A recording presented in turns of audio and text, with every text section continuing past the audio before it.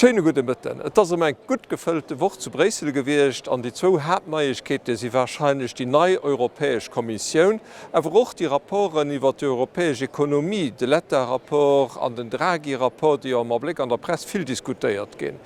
Wat die Europäesch Kommission no geht, du hast natürlich fir Lützeburg die grosse Nouvelle, dat Christoph Hansen, lo Kommissar fir d'Agrikultur gin ass, ich will dem auch herzlich felicitéieren, dat das natürlich fir Lützeburg auch an dem Sinn eng Nouvelle, dat eng Spekulation darüber existiert huet, ob der Nico Schmidt dat sollt gehen oder lo de Christoph Hansen.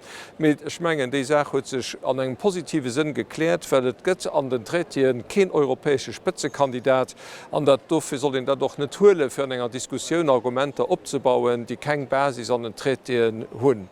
Wat als bësse suge mecht, dat sinn Nominationioune wie déi vun der Madame Kallas als bause politisch Beoptragte vun der Europäische Union, sie ass vun hireer Erstellung hier eng ziemlich aggressiv Persoun, a wahrscheinlich lo net die best geegenten Persoun fir als europäesch Chefdiplomatin opzetreten.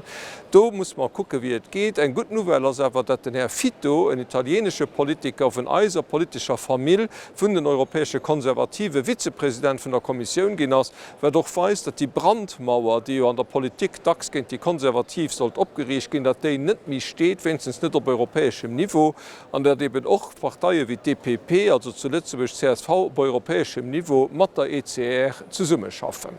Den andere grosse Sujet, den diskutiert gëtt, dat ass de vun den europäesschen ökonomischen Problemen, der gëtt da ganz viel. Europa, die Europäische Union ass net mé kompetitiv. Also sowohl de Letterrapport wie auch den Draghi-Rapport soen vieles an hireieren Analyse wat richtig ass, awer doch mist geändert gin, mir wat kaum annimmt gëtt, awer dawer eng vun den Hauptursachen ass fir die Großprobleme, die man Blick an Europa hunn, dat sind einfach Sanktionen gegen Russland. Ohne billige Energie bleibt die europäische Ökonomie net kompetitiv par rapport zu den USA an andere Konkurrenten, die man hunn.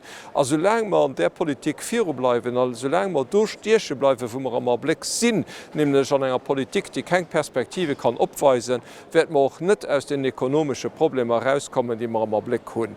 Et ist also so, dass man hier in Europa zu Bresel an zu Straßburg ganz viel Werte muss schaffen, ganz viel Werte müssen diskutieren an nächster Zeit, für eine andere Politik aufzubauen, eng die vielleicht Lützeburg auch méi denkt, wie dat wat man am Blick kennen. Ech so eich vielmals Merci fir d Nolauusteren a bis geschwoen.